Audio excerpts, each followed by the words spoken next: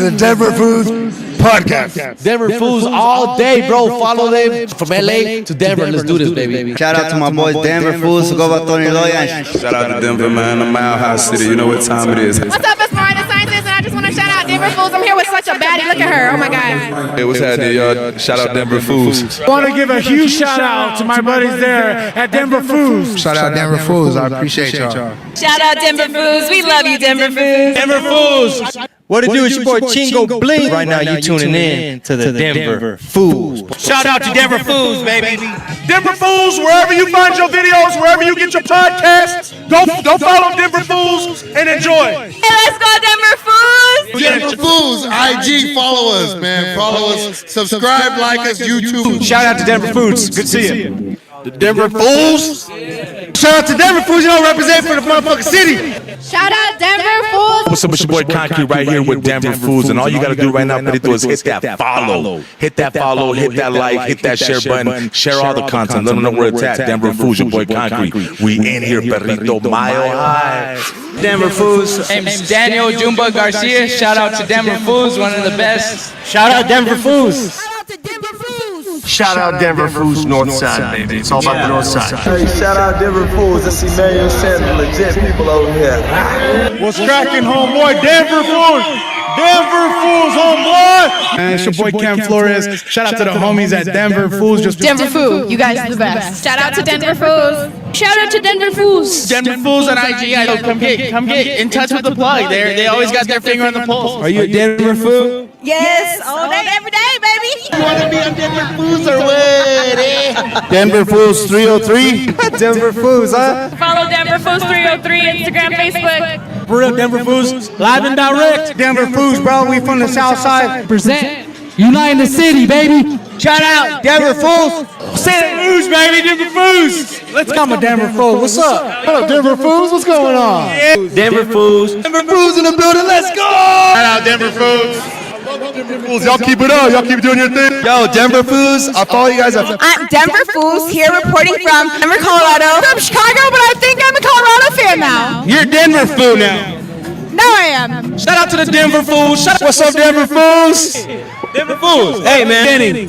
Take one, Denver Foos. Hey, shout out to Denver Foos. I noticed y'all right away. Y'all putting it down, you know, for all the gente. Shout out to Denver Foos. He's locked in, man. Stay tuned to what they got going on. One love. Hey, chilling with the Denver Foos. You already know how we do it. Much love. It's your boy DJ Sarnes Carter. Denver Foos, we in the motherfucking building. What are you doing here? Yeah. All right. Get this going. What's up, Denver Foos? I know a lot of y'all Foos are just watching the game. We got the game on right here. Welcome to the Denver Foos podcast live here in the Denver Foos Barbershop, 1400 South Federal Boulevard. And this show is presented to you by La Fiesta Mexican Restaurant, 2340 Champa Street. Head on over there, eat some delicious Mexican food Monday through Saturday. And we do a comedy show every first Saturday, guys. $10 tickets, a night out, a DJ after party after the show. It's a good vibe. This show is also presented by SE Shirts and Hoodies. Make sure you guys log on to SE Shirts and Hoodies for all your promotional items for your businesses. If you need shirts, if you need uniforms, they got you. And they provide us with all of our Denver Foos merchandise, hats, shirts, and all of the above. So go to denverfoos.com. And without further ado, we have a very special guest. What's Adelman saying? It's playoff time right now. Let's go, baby. Let's go. Let's see what he's saying. I want to introduce a special guest, Ronell. Hardin. Yep. Welcome to the Denver Foos podcast, baby. Yeah. No, it's a pleasure. Thank you, guys. It was a really, really great to meet you guys last week at the show that I did with Darren Brand at the Improv. Yes. Hey, you guys are awesome. I love seeing y'all's content, love seeing y'all's material, and you guys are sponsored by Eastside Classic. I'm down in the South Side, but they're represented by Eastside Classic La Fiesta. Show the love right there in the East Side, bottom of the East Side. Just definitely. already know. Yeah, man. We gotta show love to the city. We're trying to bring the city together. I mean, it's great to represent what side you're from, but at the end of the day, baby, it's Denver versus everybody. I For think. sure. Oh, for sure. Especially now, like where with the globalization of like the way the world works. Like where when we were younger, it was definitely East Side, North Side, South Side, whatever. But now that the world's so global, they don't see the East Side, they don't see Park Hill, they don't see Stapleton, they don't see Westward, they don't see all that. They see Denver. You know what I'm saying? When the game was on, the lady was talking. She was like, "Hey, we're heading over to Denver right now," and I'm like, "Oh, they're about to turn on the city." So like, they don't say like we're going to Park Hill ever. So I do agree with you. Yeah. Let's put on for the city. So Definitely. And you're a hilarious comedian. You know, the folks on Denver Foos on Instagram, we posted up your interview. How long have you been doing comedy? I've been doing comedy regularly. 2022 is when I committed. Like 2021, 2022 is when I like committed. It was like, this is what I'm doing for the rest of my life. But I started in 2017, 2018. I got into some trouble like an idiot, and then I was kind of going through the motions. I had gotten like a therapist. I got in therapy, you know, like in that time, 2018, 19, right before COVID, they was telling everybody to get therapy, and so I went and got me some, and That's good. and it was good until these motherfuckers laughed at me the whole time. Oh, You don't mind me cursing, do you? No, not at all. you're good. I be cursing and shit. So. But no, they laughed. So like the first time I got like a therapist, you know, I just went through like, I would say like the phone book if young kids know what that meant. But I went basically Googled a plate lady, and went and seen her, white lady. She was cool, but I was just telling her my story, like where I'm from, how I got to where I was at, where my mind was, whatever. And this lady's just cracking the fuck up. She's like, "Oh, that's funny. I'm like, bitch, this is my life." And she was like, "Yo, have you ever considered doing comedy?" And I was like, you know, I did it one time, you know, some years before that, but I was drunk and I bombed, and I was like, I ain't doing that shit again. I'm scared.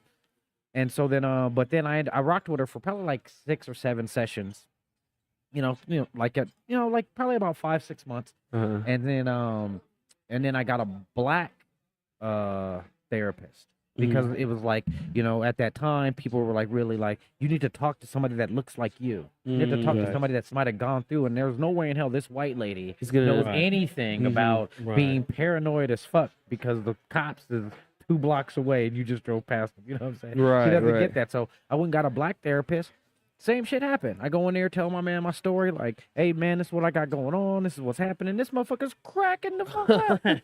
And he was like, "Yo, you just gotta do comedy, man." I was like, "You know what? You're the second person. This is like the $4,000 I've spent, and and y'all said the same shit Wow. twice. So I'm gonna just try it." So then I tried it. I went to Rise Comedy down right here downtown on Larimer, Nice. 22nd, and tried it. I actually still have it recorded that day. I still have it recorded in my phone. And then just from that day, I was kind of hooked. Actually, let me take a stop. I went to Anthony Crawford's open mic at Devin's Smoke Shop down on South Broadway. Okay. And I wrote one of my first jokes. I wrote the first joke I ever wrote. You guys heard it the other night. I wrote that joke on a piece of paper. It was the first joke I ever wrote out on a piece of paper. And you guys heard it as I'd love to be a deadbeat dad, but her mom beat me to the punch. Yeah. Oh, that was good. That one was killer, man. That's the first joke I ever wrote on a piece, like I wrote out. Like we make jokes all the time, but that was the first. I need a joke right now. Yeah. So yeah, so like that was the process, and then after COVID, I got back in about 2021 after COVID, and then around that 2021-2022 exchange, I was like, this is it. Yeah. This is it. Like I was making some money. I'd already put on some shows. Stuff was kind of moving. People were telling me I was funny, which I think is fucking crazy. And no, I haven't paid you enough to think I'm funny. Only people who think I'm funny are my therapist. Right. Yeah. Come to find out, it's So would you say comedy kind of is therapeutic in a sense for you? Because comedy is therapy. I mean, it's the way I look at it is like comedy, like life is a tragedy up close. You know, all the shit happens to you. You got to live that shit. You have to go through it. It sucks. It's not like you're unique. It's just your turn. Right. You know what I'm saying? People go through the heartache. People go through the death. People go through the destruction, the loss, the ups and downs, the valleys. You know what I'm saying? And then that's part of life. But comedy is from far away, life is a comedy. So once you go through that shit, once you've already kind of the scars kind of rubbing off from whatever tarnished you a little bit, now you can laugh about it. Yeah. There's something that y'all did 15, 20 years ago that probably had you in a rut that might have questioned y'all's friendship. And now y'all take a shot and be like, yo, you remember that day, yo? He's like, yo, man. Definitely. That was a good one, you know? And that's what comedy is. So you take those experiences that ruffled your feathers, you know, that kind of took you and changed your life more or less, and then you find a way to give it to people, you know, so because people want to hear your story, right? You know, people want to tell you their story. I'm just really good at making a joke about it. Yeah, no, I mean, people love shared. I mean, I feel like so many different people from different walks of life. There are certain things that we're all similar in the same, you know, certain struggles, certain shared experiences that we could sometimes reflect on, and people could feel relatable to certain things. I mean, there was a lot of things in your comedy, like you said, that joke about I want to be a deadbeat dad, but the mom beat me to a punch. I have like about 5 females that I know that got deadbeat dads, but then I have like 5 homies that have deadbeat moms that are like degenerates, and they're like, it's like that they're taking care of the kids, but then like the mom is like going on bingers and just out at the clubs and just like with different dudes. Like, it's bad on both sides. It's not. It's not one gender is worse than the other. Oh, for sure. But it is definitely a universal thing. Like, anybody can be a shitbag. Yeah. Like anybody. Like you, I mean, the nicest person to be the person that you don't expect, and the biggest shitbag will be the person that you could have swore was authentic and straight up and down. You know So no, that's crazy. Do you find this will lead to a question in the comedy realm, in the entertainment realm? You know, I mean, sometimes people put on faces and they aren't truly the authentic person. How do you find your way through the entertainment business, the comedy scene, to where, you know, a lot of people are trying to take advantage of people's talents. A lot of people try to take advantage of. Do you feel like it's like that in comedy? I feel like that is in like music and entertainment. I mean, look at Diddy. I think that Diddy situation's a deep, no pun intended, real slippery slope. You know, I don't know if I want to touch that one right now. I might get my hands a little icky. No, I don't know. It's show business is really new to me in this sense. I'm a little older. I'm in my 40s now. So it's not like I'm in a place where I'm doing things out of desperation or doing things for money or doing things because I have to do it, or my mortgage isn't going to get paid because I don't do this show. I'm not in that place. So I think that I might be a little bit above it. I mean, I have a lawyer. I got, you know what I'm saying? I got stuff to where I can probably safe-gate myself over signing contracts with people. Right. But no, I personally don't see it because I don't think comedy is that yet. Like where, like stealing people's jokes could be something, you know what I'm saying? Where that I think is a problem, but when it comes down to making money in comedy, it really comes down to selling tickets. And if you sell tickets, you make money. So where if somebody takes your talent or takes if they take your art, that's different from them somebody screwing you out of ticket sales or money that they owe you for doing a show. Right. And I haven't experienced that yet. I could see that happening. You know, I could see a promoter not making the money that he was expecting to, and then wanted to pay me less. Like, no. I get paid for the attempt. If you remember Dave Chappelle saying. So no, I haven't really dealt with that in that sense. I have been in like some situations where like I went to a show and I didn't get the stage time that I was expecting. You know what I'm saying? But I think that that's almost like going to the airport and the flight's overbooked. Right. And they want to put you on the next one. Okay. So I mean, it's you could be as mad as you want, just to catch the next fucking flight and be funny. Yeah. You know? No, that's good. Yeah, no, I sense that too, you know, being in these different rooms, and I think the comedy space, the comedy scene, the comedy community, they're pretty authentic as far as there's not a lot of fakeness. It's just it is what it is, and that's what it is. Like, and nobody's here is like rich. Yeah. I mean, are people making money? Yeah, people are making money, but nobody's like, you know what I'm saying? Nobody got that contract. Right. And isn't like, you know what I'm saying, it isn't sharing type deal. That's like, that's not the world we're in. We're all just out here trying to be the best comedians we possibly can be. Where when we say we change locations or something, now we're trying to make money. Right. Because we're not at home. We're not in Denver anymore. We're not in our own stomping grounds. And we got a product to sell. Yes. Because that's what this is. This all in the, at the end of the day, this is no different than we got these gentlemen over here cutting hair. That's their product. They sell this product. Where for me, my product is my comedy. And the second I leave my home base, oh, it's for sale on 1st, 2nd, and 3rd. Oh, You know yeah. Hope you get it for the low, you know? Yeah. You kind of were saying off the pod earlier, you spent some time in Los Angeles. You're familiar with like Los Angeles because you referenced Lomita, and that's where we lived when we lived in LA. Yeah, man. So I'm a traveler. I've traveled a ton. I got a lot of family in LA. Like what I would say, like Gardena area. But I mean, all over like southern Los Angeles.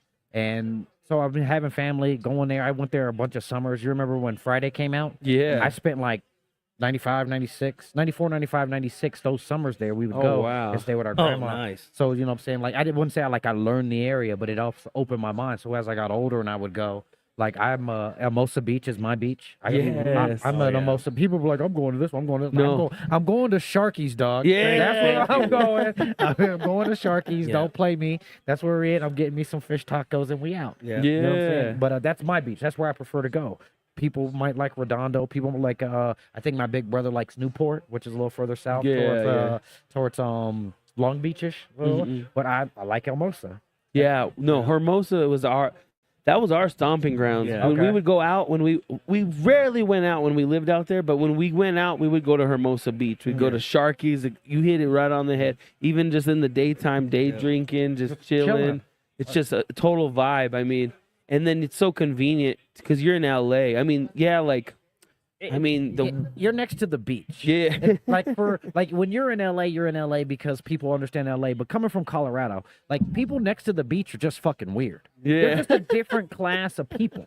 Like for me, I'm a golfer. I get envious of people who wake up in the morning and know they get to golf if they want to. That shit kind of pisses me off. You know what I'm saying? I gotta check the weather. You know what I'm saying? Like, hey, it's a little windy. I don't know if I can pull this one. Where when you get to the close to the beach, the people are like chill, relax. Like, dude, relax, yo. Smoke one. Yeah. Where the further away you get from the beach, like when you get to Chino, they're like fucking uptight as fuck. Like, yo, like relax, man. You need to go to the beach. Right. Yeah, exactly. So for me, like coming from Denver, like when you get to like Hermosa Beach or like El Segundo or something, like everybody's just chilled out, and it's just a good vibe. But coming from like a place where you can't have that mentality all the time, like you gotta have some.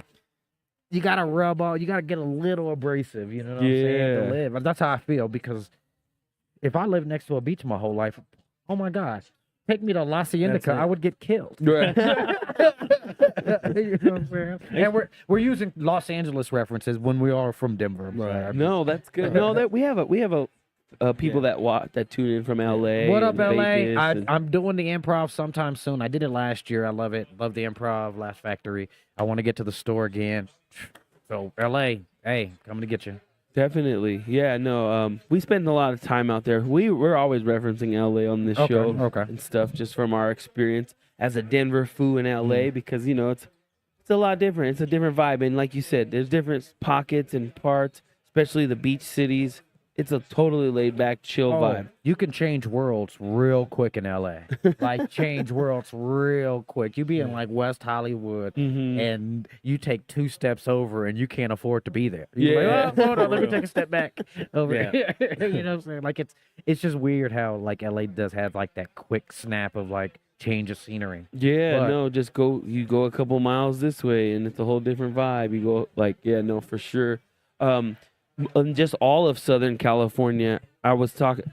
I have this theory that like a lot of the cities in LA, because everyone that stays in their city, they just like stay in their area. Like if you were born there, like I know people that never even flew in a plane that live in Los Angeles, and they're over 35, 40 years old. I knew motherfuckers who had never seen the beach. Yeah.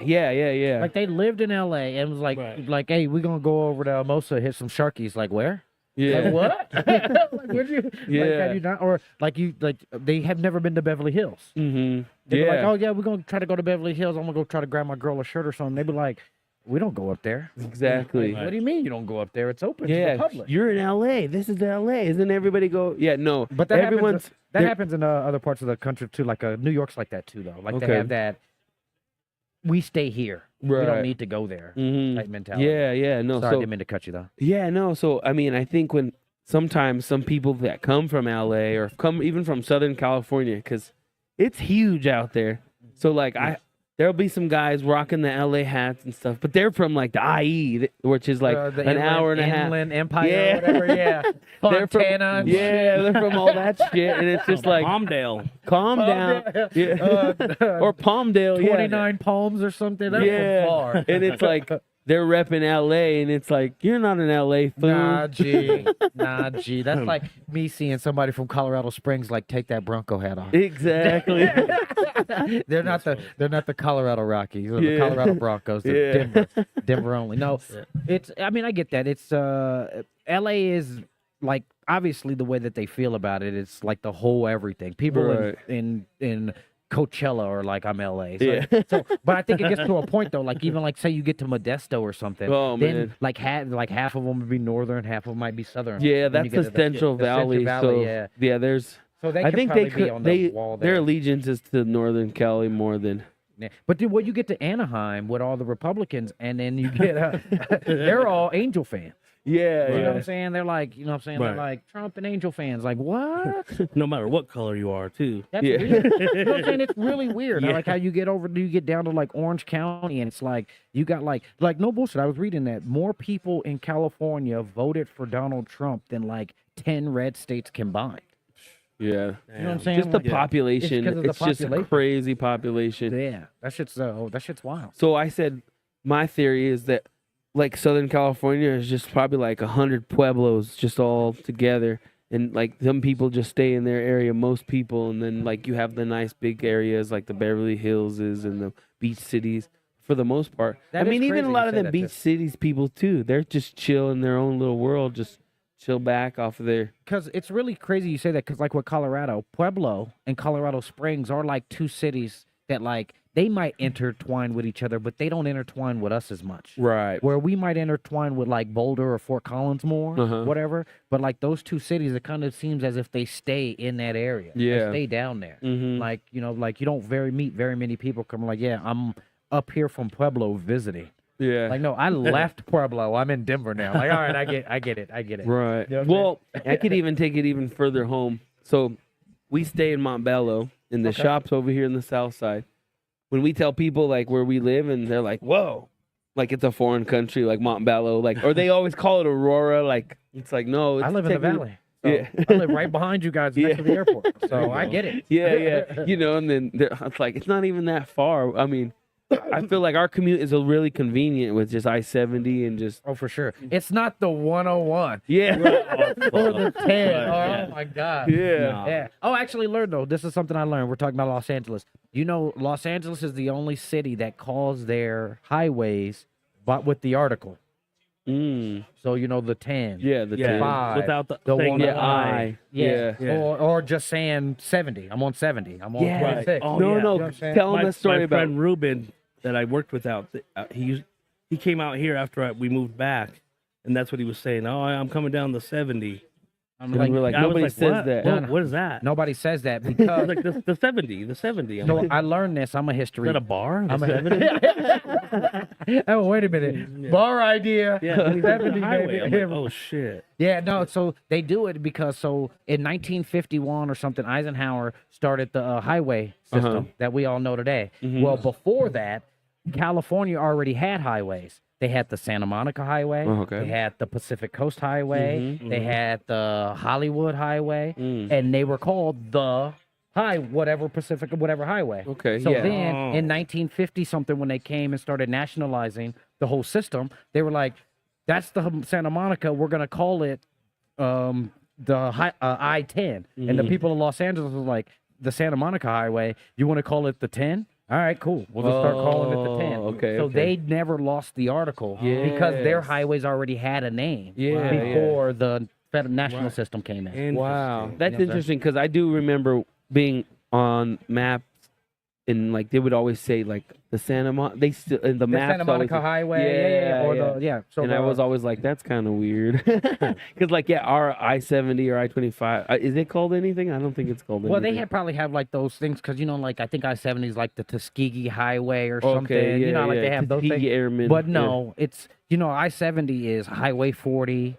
Highway 6, Highway, they just all come together and do things. Then, Highway 6 goes into the Mountains, Axe Wild. Highway 40's I-70 all the way to Kansas, technically. You know what I'm saying? But it runs basically with I-70. Right. You know Did you know that I-70 and I-25 is very unique because it's where two interstates that connect to both east and west and all the way south to Mexico. Yeah. It's the only place in America that does has that intersection? Yeah. So they say it's a pretty big drug ring thing because it's able to meet us in the middle and then go wherever and go either east or west. So that goes like you see the mousetrap right here at I-70 and I-25. Basically, the importance of that.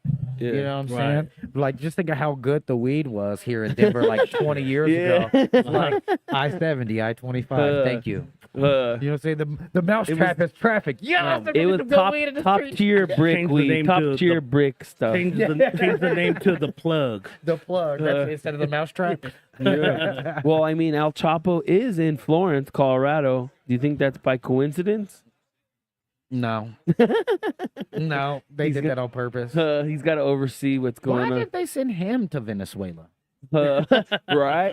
Exactly. I don't know. That's strange. Because then he'll just get a free out there. What do you mean? They'll praise him and he'll break out like he'll become the president of Venezuela. Hey, I just read though. This is no BS. I just read this. I don't know how I keep up on the news, but the dude who runs El Salvador, his name is Bukele. Something Bukele. That's his name. He's like a dictator or whatever. He wiped drugs off the fucking city, got the drug dealers out, put them all in this prison that Donald Trump's sending people to. This motherfucker literally, allegedly, just got caught trying to smuggle like 2 tons of cocaine to Florida.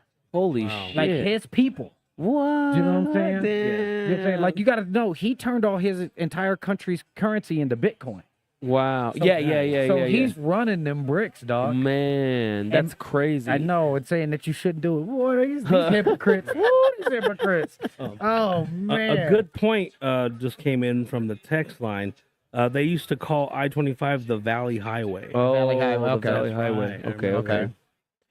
But yeah, no, what the hell? El Salvador. You know what? That kind of wasn't Reagan and all them doing all that shit. Oh, taking the it all Contra from with the Noriega. It was called yeah. This is the 80s though. We're talking. But right now, they're this just was redoing pushing bricks. Pushing bricks. Wow. I mean, I And allegedly, but it was old school though. He was just selling coke. It was just cocaine. Like, I didn't read no fentanyl or nothing. Like, he's just old school with it. So I was like, I kind of respected it. You know what I'm saying? he wants to clean up all the fentanyl. He wants to put coke back on the street. Hey, you tired of them dying? I just need them freebasing. You know what I'm saying? Just he's like freebased out. He's like, these Mexicans are fucking it up. You know, the Cubans had it right. Yeah. And the Colombians, what's going on? I don't know. I have no idea. I mean, weren't they saying fentanyl was in everything, like, at one point in time, like, even weed and stuff? I don't know.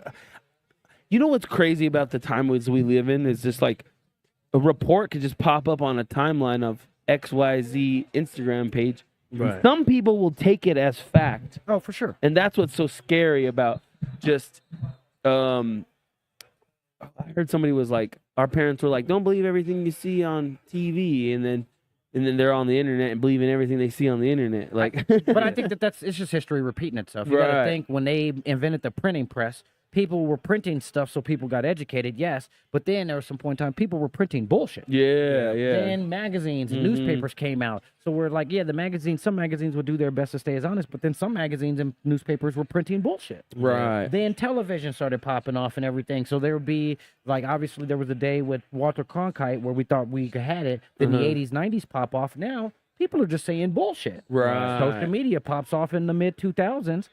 You know what I'm saying? We Mhm. thought, hey, shit, these girls are trying to kick it. That dude's trying to do it. And then come to find out, a lot of these people are kind of bullshit. Yeah. So it's literally just the technology repeating itself. Yeah, you know what I'm saying? no, I definitely see that for sure. What up, DJ Big E? What's up, DJ Dropping by Big to see E? what's up? He said the Broncos, the Nuggets getting the dub tonight. We better Definitely. get the dub. I mean, we just lost the lead. It's 45-41. Second quarter, 5 minutes left. Let's go, Jokic. Put 2 more on there. So 43-45. We Let's go, gotta win baby. this. I got my Ron Easy jersey on. I'm very- That's sick. Oh, let's go. Hell yeah. You just copped that? Yeah, like I got it from my birthday, or I got it from my That's birthday. fire. Sweet. Ron Easy. That's Oh, we gotta get tight. those. What are we doing with Well, it? I don't- 26. Why'd you get 26? My birthday's on the 26th, Hell January yeah. 26th. And that's just my number. That's my go-to. But no, I always get a Ron Easy jersey. Like I said, I'm a Chiefs fan. Sorry, I was born in Kansas City, Chiefs fan still up. But all my jerseys Get are out. Hey, No, I'm just kidding. it's just not that season right now. You know what I'm saying? In September, we don't hold it. Actually, we play Christmas. Yeah, in Right. And the week before Thanksgiving, I think. Yep. So yep. It's just because you guys had our number for the longest time. Yeah. Y'all had ours for a minute too. Y'all, Yeah. y'all don't talk about the Peyton Manning years. Oh, the only thing that saved us was Peyton Manning. Yeah, yeah, but no. So I always buy a jersey with my name, Ronizzi, or I put Hardin or Ronizzi on the back because I'm never gonna get traded. Mm-hmm. You know what I'm saying? Your Yeah, jersey's mhm. probably going to be outdated. Your kid's going to get shipped off. You know what I'm saying? He's got to get old. Father Time always wins. Right. You Yeah. see people with their old school jerseys. That's me. No, Ron Easy all day. And guess what? I'll be on the team for a while. Yeah. And I'm going to tell you straight up, I don't like you two-team liking people. I don't like those people to be like, I like this team, but then my second team is this. No. I like to tell you straight, I'm a Nuggets fan. Who's Right. my second favorite team? The farm team, that's whoever the team is that the Nuggets get players from. You know what I'm saying? Like with the Chiefs. Who's my second favorite team when it comes to the NFL? The Chiefs practice squad. That's it. There you go. I don't have no second team. I don't do that. When it comes to the Avalanche, who's my second favorite hockey team? The Eagles. In DU. DU. That's it. yeah, Like yeah. that's just how it rocks. Like I'm a Notre Dame fan. Who's Notre your second Dame. favorite team? It's got to be Colorado because I'm from Colorado. But Yeah. but I'm a Notre Dame fan. I love my squad. You know? You're talking about professional sports. You could have a second team in semi-pro college stuff. Yeah, but pros like I just hate it when I hear people Yeah, say that. I like, hate that too. Like I like the exactly. Broncos, but I'm a root for the Buccaneers. I'm like, what else? Get out of here. I know. You know, so you better die on What that about Bronco rooting crap. for players? Can you root for I'm players? Not, I'm not anti that because, like I said, I'm a Notre Dame fan, and Uh-huh. so like I like Golden Tate was somebody I rooted for. Jerome Bettis was somebody I rooted for. You know what I'm saying? I rooted for these people just because I have like an allegiance to Notre Dame type deal. So like in that sense, even like we're Colorado, like being that, like I would say like I'm a diehard Buffs fan or anything, a diehard Rams fan or a diehard Air Force fan, but there are players. Do you remember that white boy that the CSU had, the Van something guy, the quarterback who balled out? Like I really wanted him to do well because he's Right. from Colorado. Right. So I have Yeah, that yeah, Colorado. That Connection. connection to where I root for players with a Colorado link, a Notre Dame link, a Kansas City link. You know, saying a friend, if it's like, say your cousin played, like, oh, I'll keep my eye on him. Right, I right. definitely got a Philip Lindsay jersey. Yeah. There you go. Like that There you go. kinda, yeah. South High School representative. So it's like that stuff like that. Chauncey, like, where it's like, do you like the Pistons? No, but Chauncey's playing. Oh, You know yeah, what I'm saying? Like, exactly. who cares? That- Like, Chauncey, I like, consider fuck you that up. our first championship for when he won, For when he got sure. MVP and everything. to when- beat Kobe and like the Lakers. Yeah, you know, that's because we didn't crazy. like the Lakers. Like, There was a boxer some years ago named Stevie Johnson. He Yeah, won Stevie in the Johnson. I know 90s, him. and it was like I wasn't necessarily a fan of him. But then I was like, you know, he's from Denver. Yo, rep it all day. I got the Jim saying we Oh, there, we yeah. at the parade. You know what I'm saying? Like, I didn't know that. I didn't know he was from Denver. And then when I found out, like, no, whoa. yeah, no, funny story. Stevie Johnson's one of his trainers. When we were living in Vegas, he Yeah. ended up at our house after the fight. He had been drinking, of course, 'cause you're in Vegas, and my mom put together some green chili smothered burritos. and That and he was hit just the vibing jackpot. with us. Yeah, Hit the it was jackpot. he was vibing with us. That's dope. That's It was dope. cool. Good time. But yeah, that Colorado connection, it runs deep even outside. You know, when you, I mean, that's basically what it was. We seen him. He was fighting on the undercard of, was it a De La Hoya fight or something? I can see that. And we ran into him, and I think he kind of like recognized my dad, and they're like, "You guys, I think we're from Denver. We live here."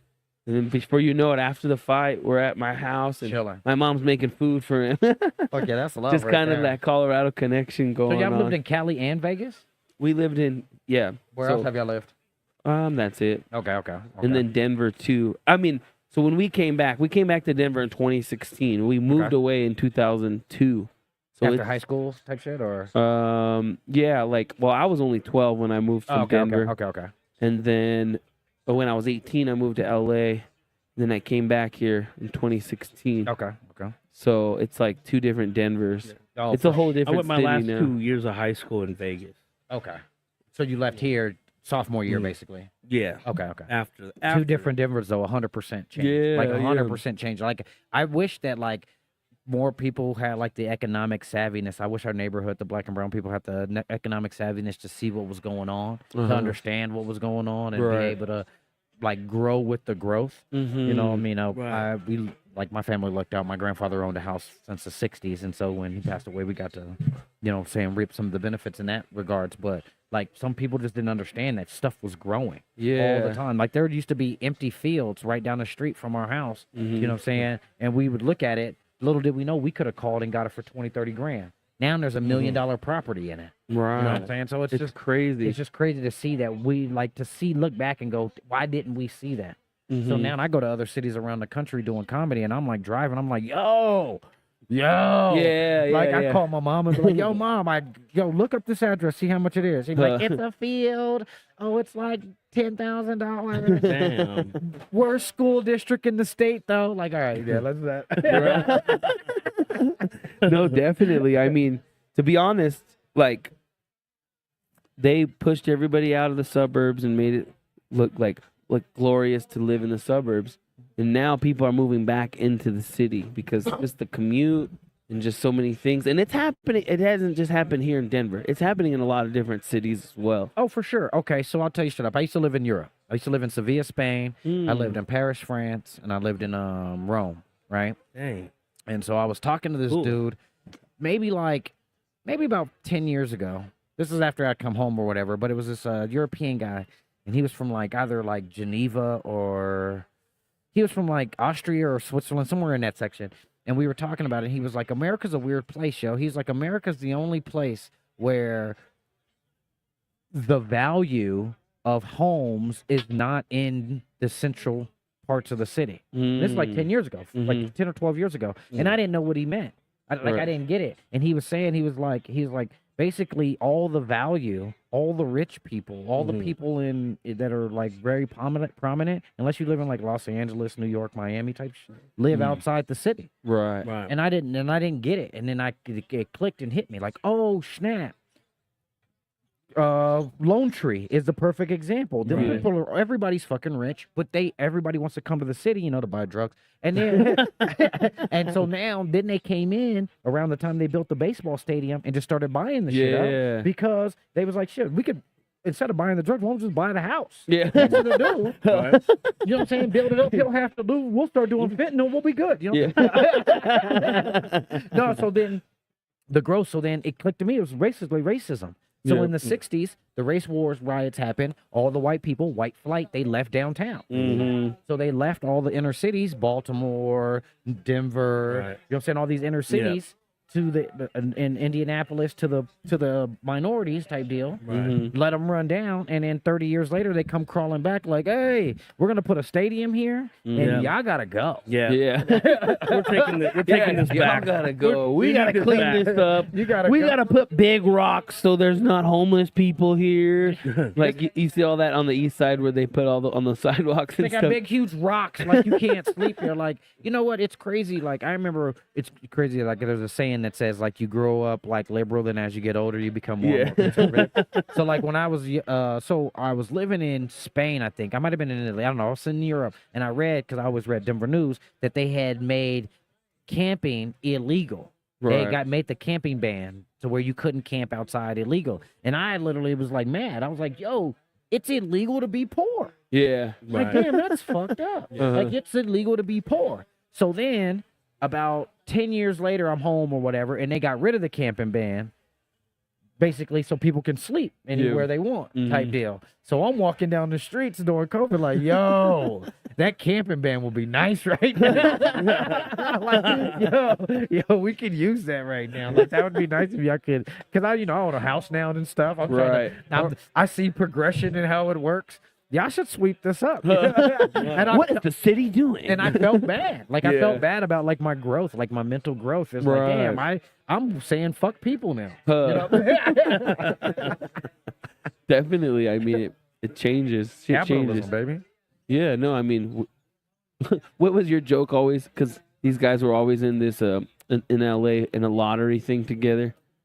We would all go in and buy the Mega Millions. Like, we would all put $5 and then we would buy like however many numbers I would buy us or whatever. That was back when it was $1. And what? And what would you guys say? Like, you guys were like, oh, I'm liberal now. Yeah, no, yeah. But we're like, when we win, I'm like, are you going to become Republican? I'm a 1%er,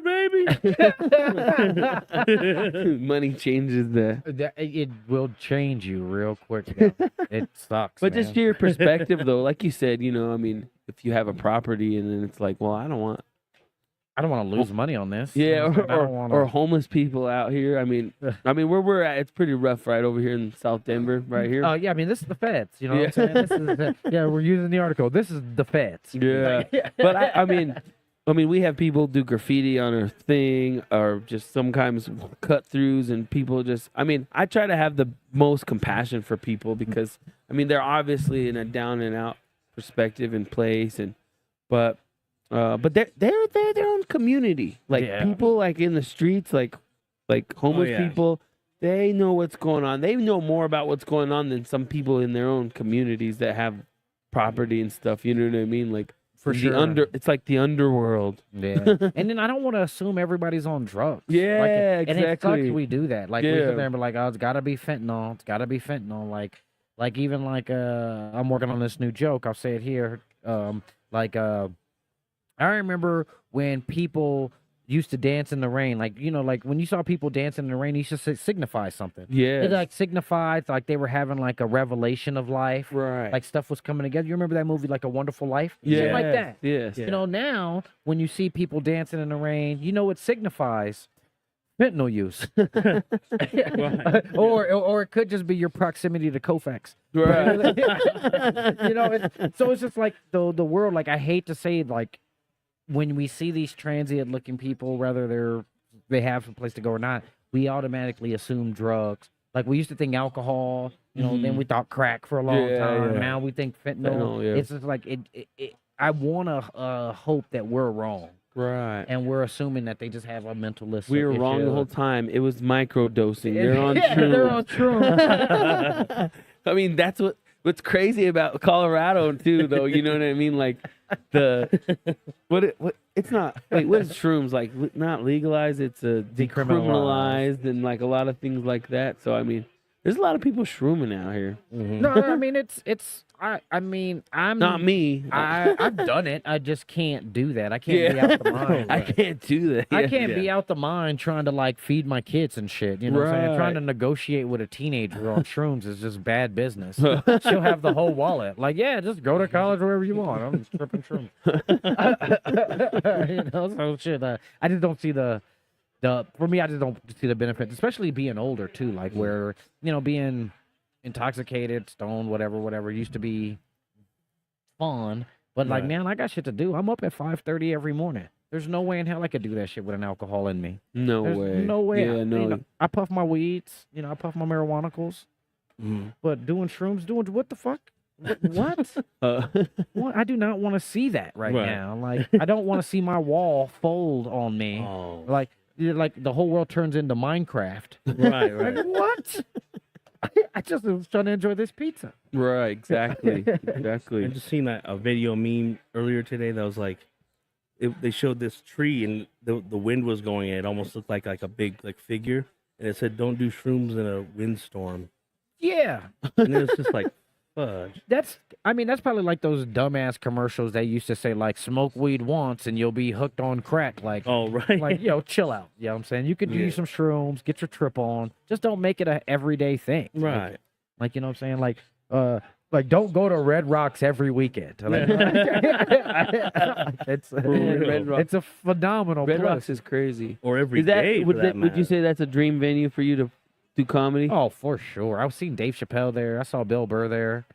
Yeah, no, I would love if I could do fucking Red Rocks. That would be life changing. But right now, I mean, obviously that's a big goal because that's like a world.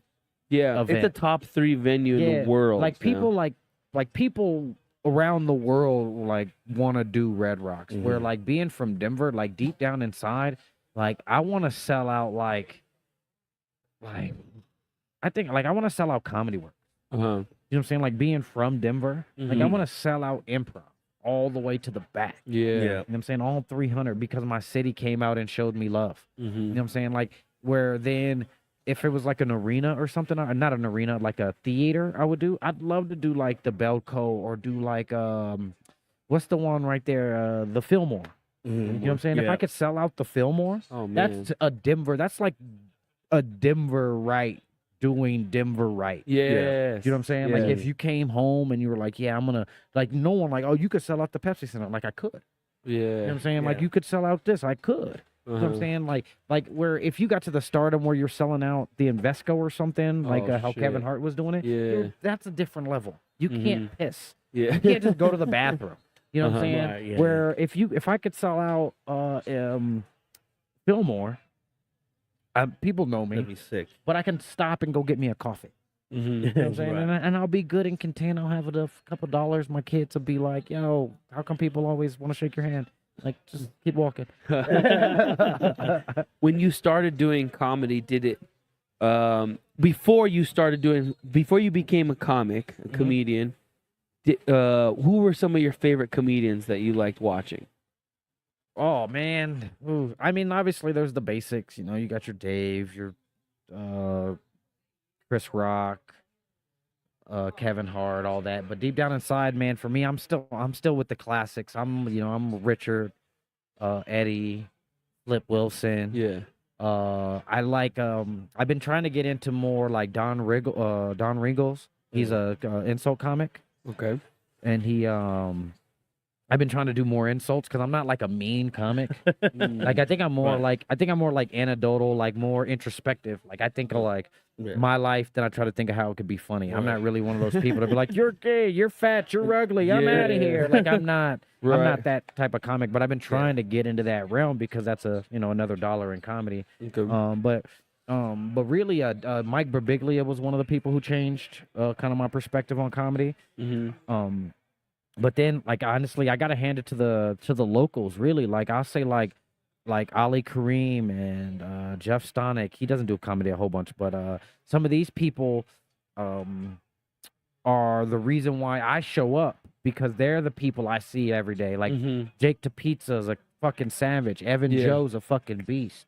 Spaghetti Jake is a fucking monster on the mic. You know what I'm Spaghetti saying? Jake, we interviewed him at one of the roasts one time. Yeah, he's great. So like, where for me, like I do love, like now that I'm in comedy, I like the locals and I like hearing the people because those perspectives are really genuine. And I'm not saying that big time comics don't have it.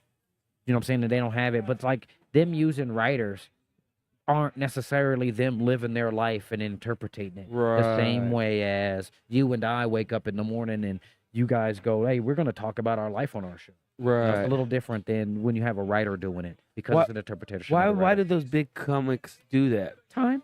Is it their time? It's time. Yeah. I mean, once your time becomes so valuable, you can write, but it's about efficiency. So like now you probably like, you think like where if for me, actually, Matt Rife, you know, the comic, the guy with the TikToks about the crowd work.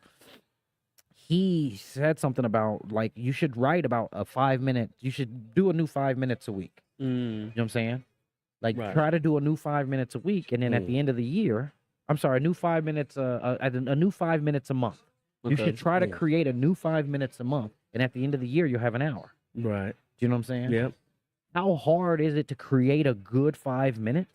It's not that easy. Like we're talking like the best people can do it. We're talking like what's the guy? Jerry Seinfeld, richest man in comedy. He could write him a 5 minute set and get out of there. Some of these other comics who are making a lot of money probably can't just go jot down a 5-minute set that smashes. Okay. You know what I'm saying? Dave Chappelle could probably do it without writing. You know what I'm saying? But for the most part, writing a 5-minute set is a fucking hard thing to do. Right. You know what I'm saying? Like, obviously, there's people who can just do it in that sense, but a good quality set that you put on a special, hard to do. So for big comics, you know, like Kevin Hart or somebody to that nature, he had that comic assistance so he can get this product out because otherwise he'd have to live it, write it, do it, go to mics, or not mics in his case, go do shows to get it built up. You know what I'm saying? He doesn't have the time for that. Neil Brennan's room. You know what I'm saying? Yeah. We used to go to Neil Brennan's room in Santa Monica. Santa Monica? It was only, what, $10? $5. Wow. Yeah. We've seen George Wallace. Yeah. We missed Dave. One time George Dave Wallace. went in. And these, Felipe Esparza came through too. yeah, these guys are just going and trying new material. Oh, yeah, It was a room like that, and they said, hey, don't laugh if it's not funny. Just give us your true reaction to it. And it was a very intimate thing, and you never knew who would be up in there. It was crazy. That was one of the game changers too for me. I went to the Comedy Store right after 2021. So right after when they first opened, as soon as they first started opening, and I love Anthony Jeselnik. Anthony Jeselnik's fucking amazing. He's a dark comic, and I went to go see him at the. We saw he was on the bill for the Comedy Store, so we bought tickets and we went. And we went in there. I saw Mark Maron. I saw that Brian Simpson, all just working material. Mark Maron had his phone in his pocket recording, and I was like, and this is before like I got like deep. I was doing comedy, but I wasn't, like I said, I hadn't committed yet. And I saw these people up there working, like Schlesinger, Eliza Schlesinger, I think she came out with her note. Wow, yeah. You know what I'm saying? And I'm like, what the fuck? Like, wait a minute, I paid to be here. Yeah. You know what I'm saying? But That dude's fun. oh, he's hilarious. I love dark fucking comedy hilarious. too. But she came out with her notes. Now I'm not shitting on her at all. What I'm saying is she was just going through the process, and I didn't understand it. Yeah. You know what I'm saying? I didn't know that she was going through the process of creating. I'm expecting. I paid $20. Bitch, this shit better be not top. But she was working on stuff, so some of it wasn't funny, but some of it, you know, obviously, then she probably did some material that she already knew was funny, got us out of there, kept us moving. But I saw that process. I was like, oh shit, they do it too. Yeah. These motherfuckers are coming to they're getting paid to do a mic. Hey, it's a bitch. Where I hadn't made it to that level to where obviously I go do mics for free. Yeah. You know, I got the Ray Lewis mentality, like it's they pay me millions of dollars for Monday through Saturday. You get Sundays for free. Yeah. You know what I'm saying? So, like, for me, I'm in that mentality where I get paid for my show, but I'm at mics.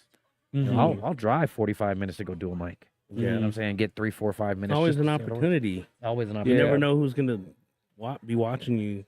Yeah, and whose hands I get to shake, and then you get to listen to other people's lives. When you hear somebody telling comedy, you're getting a bit of their story. Yeah. And I'll tell you straight up, everybody's got a fucking story, and it doesn't matter. And so that's the great part about like humanity is like everybody's got a decent story. Rather it's tragic, rather it's, you know what I'm saying, it's like, you know, grabs at the heart tissues type shit. If it's thoughtful or it's fucking just exciting or it's something that you envy, it's a story.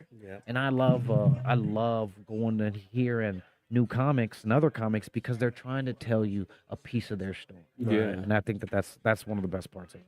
That's the best parts of comedy. Exactly. You hear. Even with y'all's podcast, I mean, you guys have probably told parts of y'all's story so many times. Yeah. You know what I'm saying? There's probably something that y'all said over and over again, but if you put all the times y'all put something together, y'all have a chronology of your life. Yeah. You know what I'm saying? Like, damn, we were 15, 16 doing this stupid shit. We were 20 something doing this. You remember when we started this dumb shit? Yeah. You know what I'm saying? Now this shit's dope. But it was like, it was a stupid idea. Yeah. You know what I'm saying? Until it wasn't. You know, and that's what is fucking dope is like that growth and that, you know, that come up. And obviously y'all been working together for a while, so well, our whole lives we're brothers, so for some strange reason. Yeah.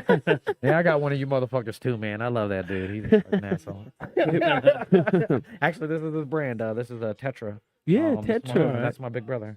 Oh, really? I didn't know that. That's my big brother. Yeah. Nice. I Yeah, mean, no, we've I been fucked there. with him, you know what I'm saying? We've been there a few times. A couple events and stuff. That place is amazing. I love it. That was his brainchild, man. He's fucking always been a hustler. Always been an entrepreneur, like mindset. Bit of an asshole, you know what I'm saying? But no, but he knew what he wanted. He's one of those people that I look and see, like when you like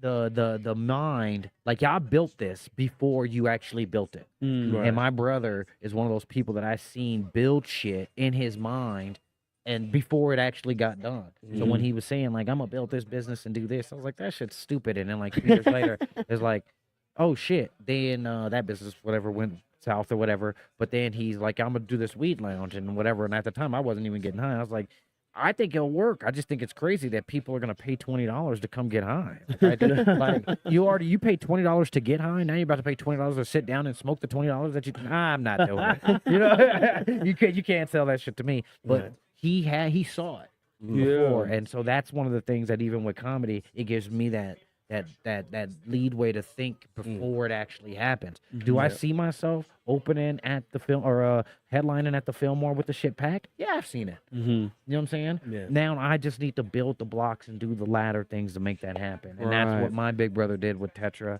And I think that's that's one of those things that inspired me. Like, shit, he did it.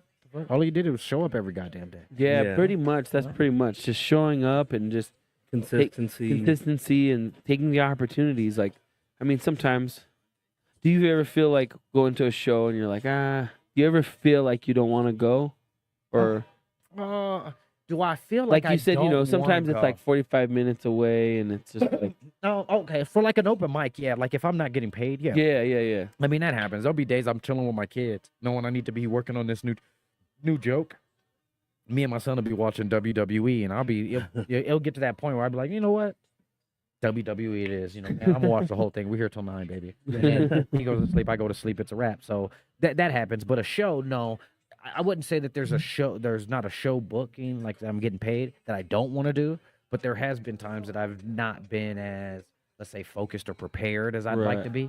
And I'd like to say I still did fairly okay. But you can feel it. Like you can feel when you're like, when you're just not that guy, And you don't want to short the audience in any shape, way, form, or fashion. But it's just those days. Some days you're just not as crispy and as, as vibrant. You don't want to move as fast. So, what's been your?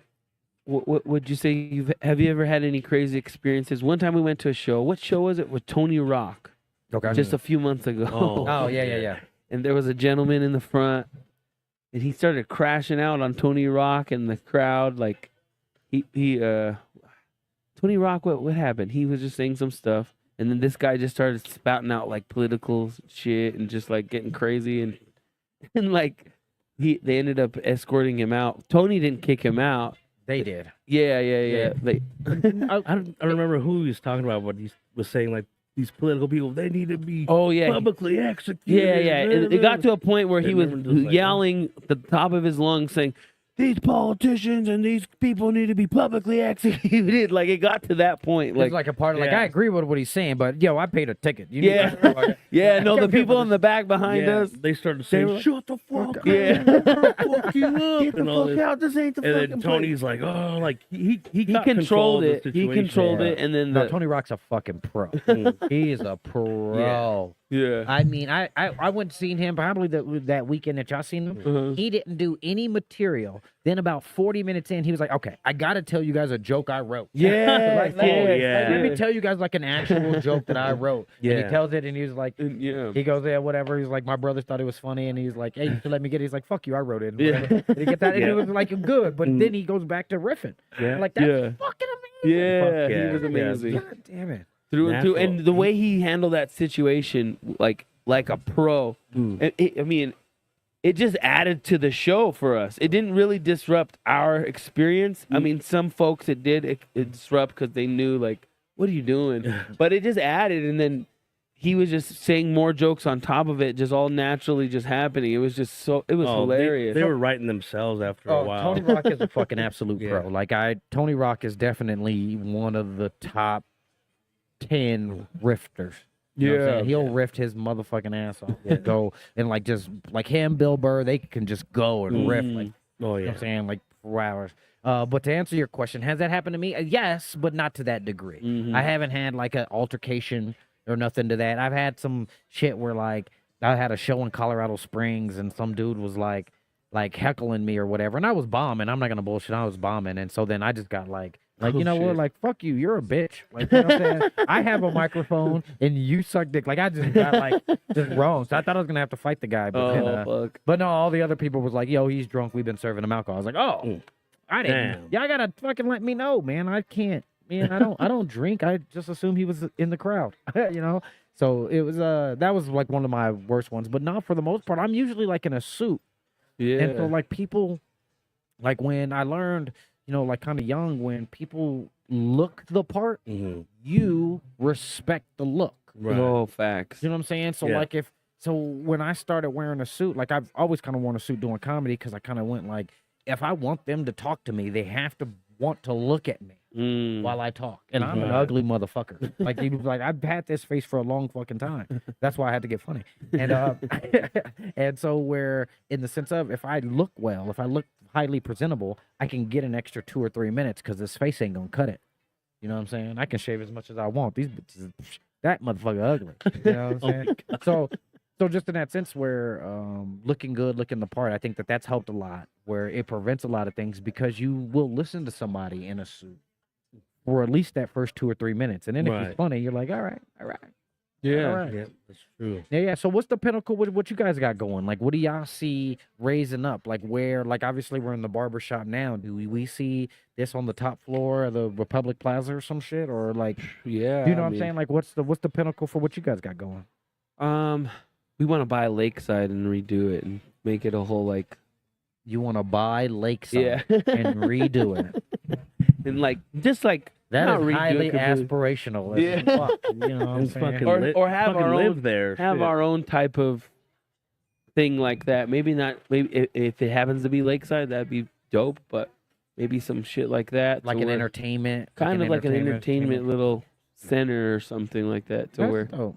we can with everything that we do, because we kind of have our foot in a lot of different industries where we cover throughout that are the makeups of our urban culture, whether it's comedy scene, the sports scene, the cannabis scene. Yeah, so you got the fly kickers on, you know what I'm saying? I got fly kicks in the car, and because I didn't know how we were gonna look, so I'm into the Converses right now, but I got the Ferrari 14s in the car ready to rock. We yeah. ready to rock. We ready. But since we're not looking at shooters, I was like, you know what? I'll just keep it. Yeah, no, Yeah. shoot. Well, We just have it like what is it?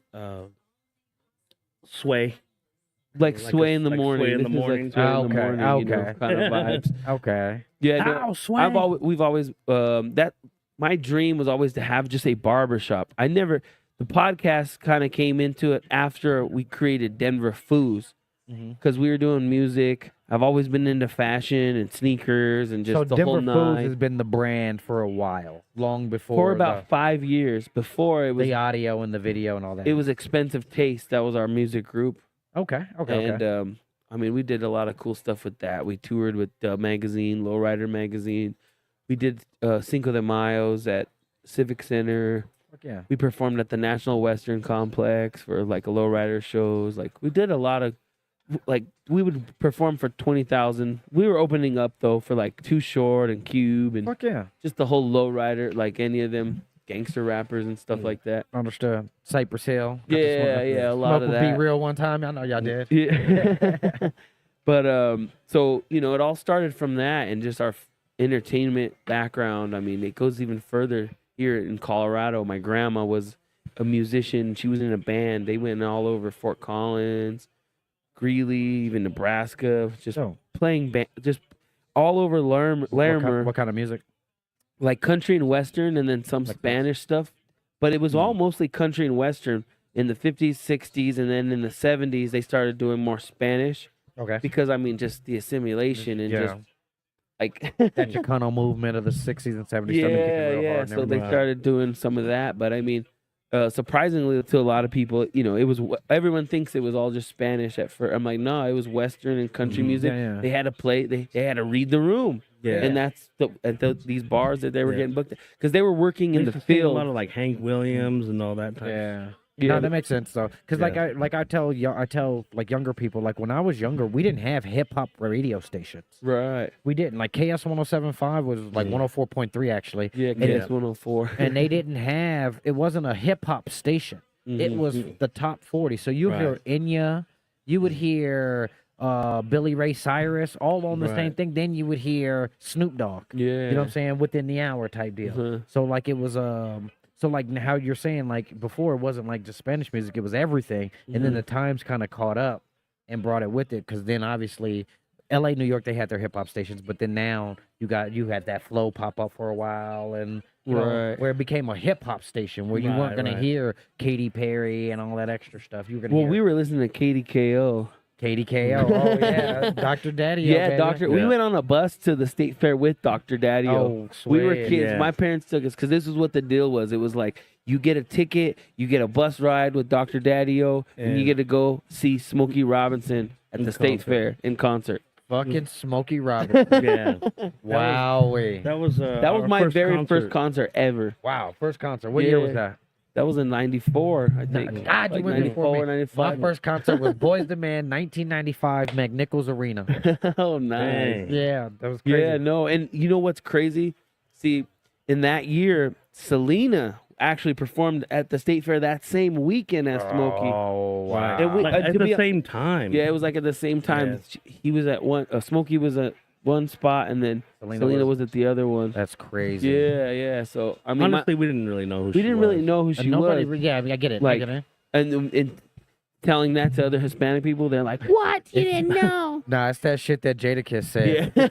Dead rappers get better promotion. Yeah, no, I mean, she was just regionally known and was about to pop. I mean, Yeah. not too many people, I would say, out And here. you said it was 94? Yeah. Because when she died, like March 95? Yeah.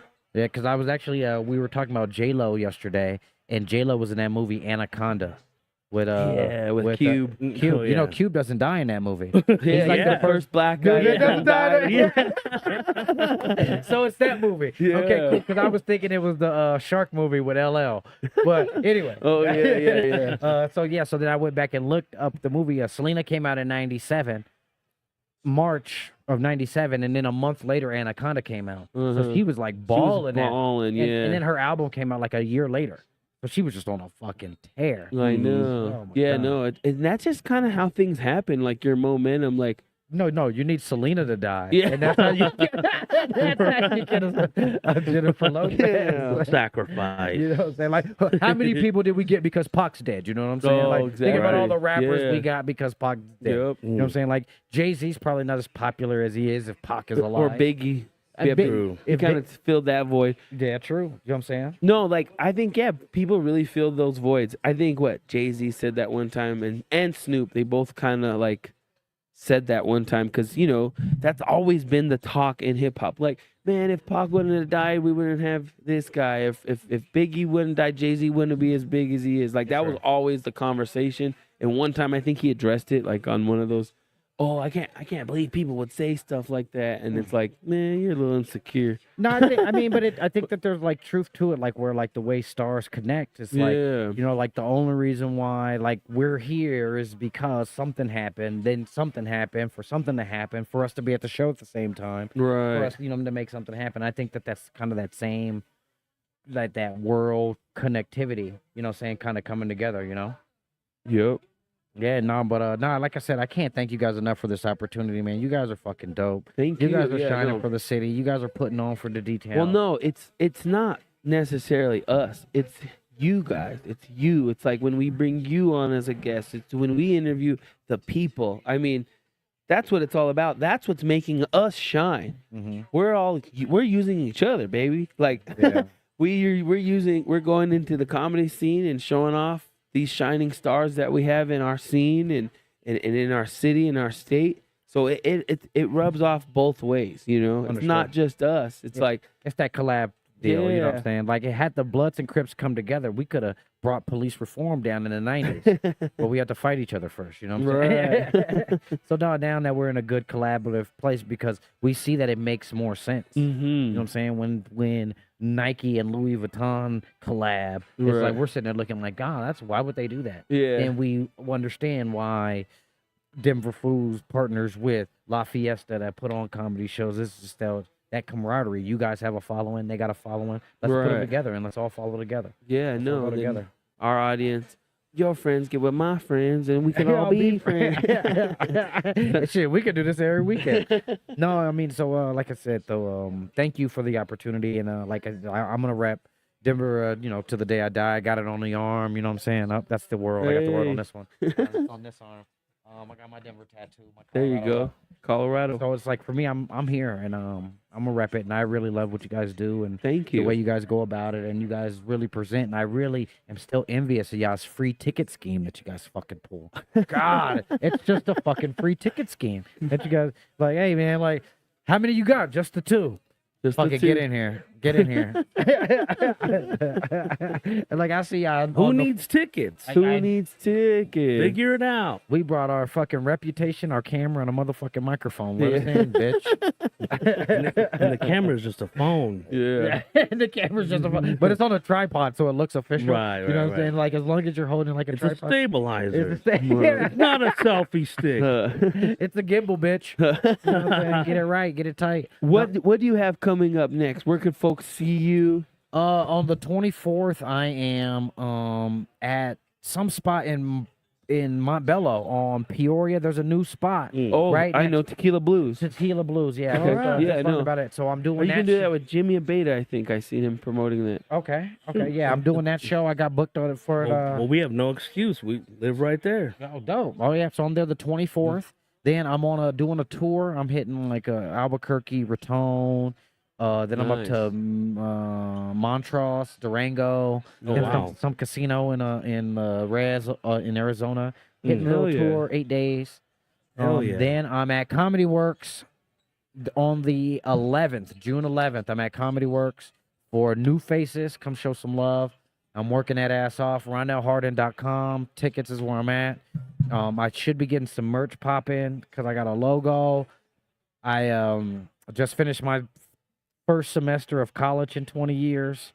So Congratulations. I'm going back next semester. Damn, What are you on the majoring up, in? baby? I'm majoring in communications, Okay. journalism, communications. Yeah. I really did it because my daughter just graduated. So my daughter checked out yesterday. What's today, Thursday? So Congratulations. my daughter checked out East High School. Halo low. My daughter just graduated, basically.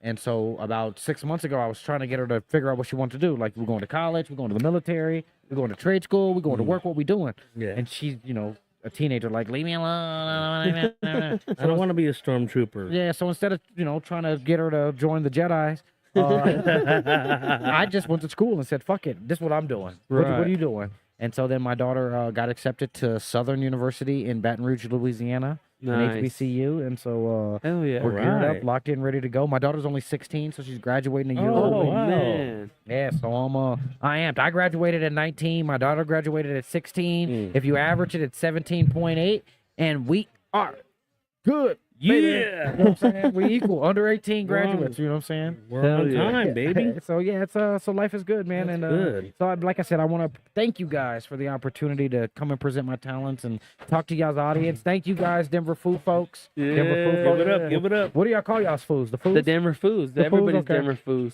Everybody's a Denver Foo. You I mean, fools. You fools. Oh, you fools. No, I appreciate the opportunity. Like I said, stay positive, stay grinding, stay focused on what you're trying to do. There's no traffic in your lane. You know what I'm saying? So stay in that motherfucker. Don't switch lanes because you'll hit shit. Stay in your lane. Do what you do. And stay away from the haters. Dip, duck, dodge the haters. Goddamn it. right on. Thank you so much Thank for you, guys. coming on. Thank you so much for coming on, guys. Give this guy We'd a love follow. to have you back. We'll have him back soon. Yep. Ron Easy Problems at Instagram. There Ron you Easy go. Problems. So you know what I'm saying? You ever fly first class and your drink's already there, but the drink is wrong? That's a Ron Easy problem. That's what I love about your comedy. I just wanted to say is that you're situational and you relate like with situations that people would go through. Right. Thank you. That's what. Thank you. I don't think you need to be an insulting comic. Like where they heckle the crowd, or are they kind of like?